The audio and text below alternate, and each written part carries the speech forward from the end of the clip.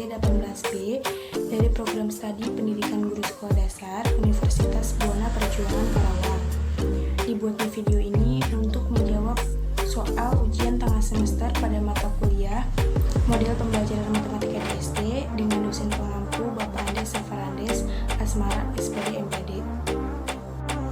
Soal yang pertama, karena dalil-dalil dalam matematika kebenarannya harus dibuktikan secara deduktif, apakah pemahaman dalil-dalil pada matematika di SD harus dilakukan secara deduktif juga? Jawabannya yaitu dalil-dalil dan rumus matematika ditentukan secara induktif atau eksperimen.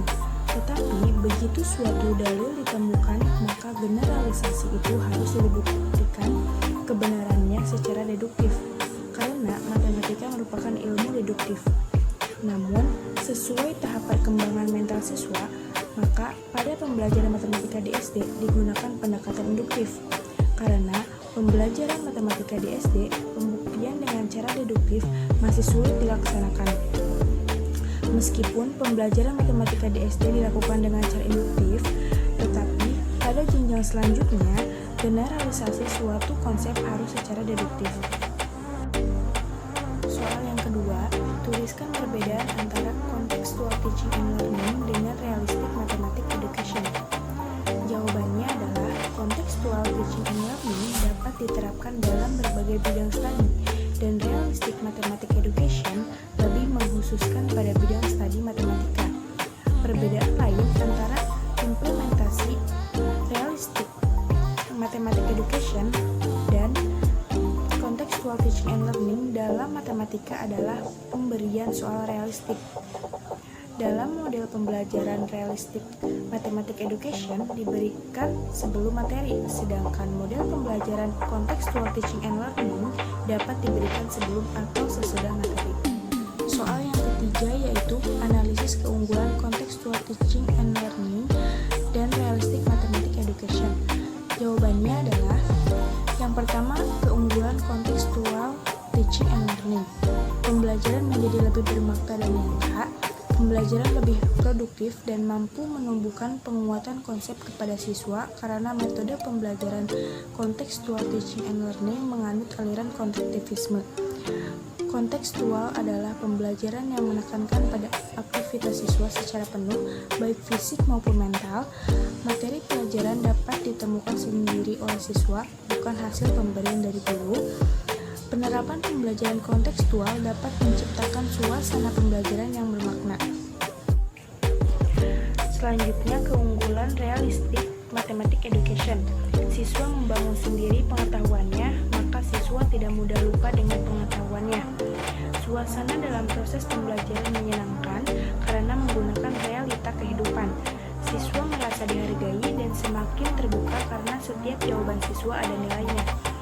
Mampu kerjasama dalam kelompok, melatih keberanian siswa karena harus menjelaskan jawabannya, melatih siswa harus terbiasa berpikir dan mengemukakan pendapat. Pendidikan berbudi pekerti misalnya saling kerjasama dan menghormati teman yang sedang berbicara.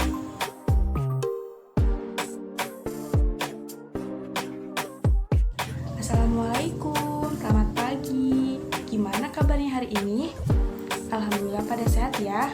Tentunya pada semangat juga untuk belajar hari ini. Sebelum memulai pelajaran, alangkah baiknya kita baca doa terlebih dahulu. Baca doa di dalam hati dimulai.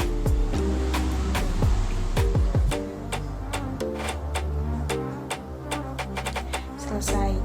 Hari ini kita akan belajar matematika. Ada yang tahu nggak kita mau belajar tentang apa?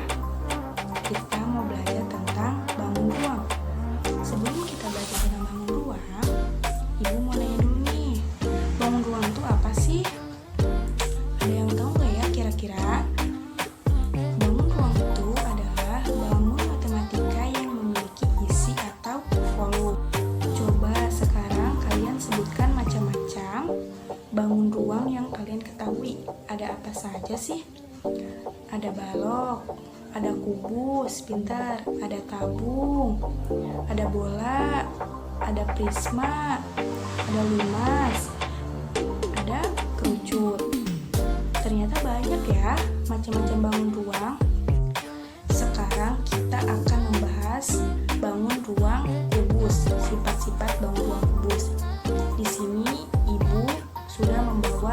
contoh barang atau benda yang berbentuk bangun ruang kubus. Sebelum kita bahas sifat-sifat bangun ruang kubus, ada yang tahu nggak kubus itu apa? Kubus itu bangun ruang 3 dimensi yang dibatasi oleh 6 sisi bidang pemurnian. Selanjutnya, kita akan bahas tentang sifat-sifat bangun ruang kubus. Kira-kira sifat-sifat bangun ruang kubus itu ada apa saja ya? Yang pertama, kubus memiliki 6 sisi yang berbentuk persegi yang ukurannya sama luas. Yang kedua, kubus memiliki 12 rusuk yang ukurannya sama panjang. Yang ketiga, kubus memiliki 8 titik sudut. Yang keempat, kubus memiliki 4 diagonal ruang. Yang terakhir, kubus memiliki 12 bidang diagonal. Nah, sekarang kita akan bahas sifat-sifat bangun ruang kubus yang nomor 1, 2, dan 3, yaitu sisi, titik sudut, dan rusuk. Kita akan mencari sisi, titik sudut, dan rusuk dalam bangun ruang kubus. Yang pertama, kita akan membahas sisi bangun ruang dalam kubus. Sisi itu apa sih? Sisi adalah bidang yang menyusun ruang. Kira-kira sisinya yang mana ya? Sisinya itu yang ini, bidang yang menyusun ruang. Tadi kan sudah disebutkan, sisi dalam kubus itu ada 6 yang berbentuk persegi yang ukurannya sama luas. Coba kita hitung sama-sama ya. Benar gak sih ada 6? 1, 2, 3, 4, 5, dan 6. Jadi benar ya, sisi dalam bangun ruang kubus itu ada 6. Yang kedua, kita akan membahas rusuk dalam bangun ruang kubus. Rusuk itu apa sih? Rusuk itu kerangka ya, bisa disebut dengan kerangka yang membentuk kubus atau pertemuan dua sisi dalam kubus. Kira-kira yang mana ya rusuknya? Jadi rusuk dalam kubus itu yang ini. Tadi kan sudah disebutkan di atas bahwa kubus memiliki 12 rusuk. Sekarang kita hitung sama-sama ya. 1, 2, 3, 4. Ini tadi dihitung ya, karena tadi sudah dihitung. 5, 6, 7,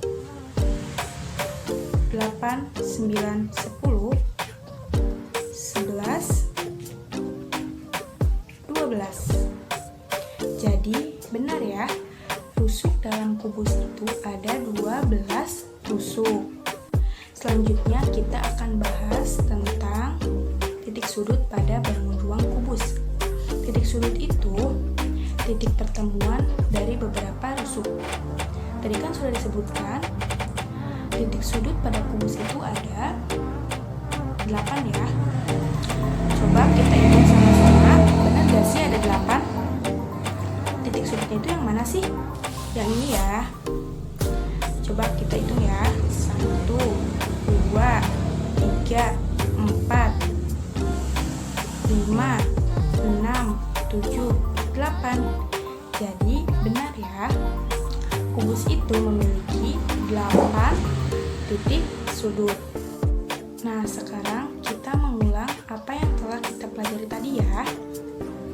Sifat-sifat bangun ruang dalam kubus memiliki 6 sisi, memiliki 12 rusuk, memiliki 8 titik sudut, memiliki 4 diagonal ruang, dan memiliki 12 bidang diagonal.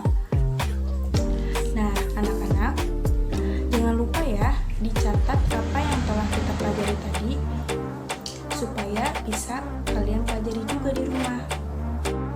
Nah, sekarang kalian sudah pada paham dan tahu ya sifat-sifat bangun ruang dalam kubus itu ada apa saja.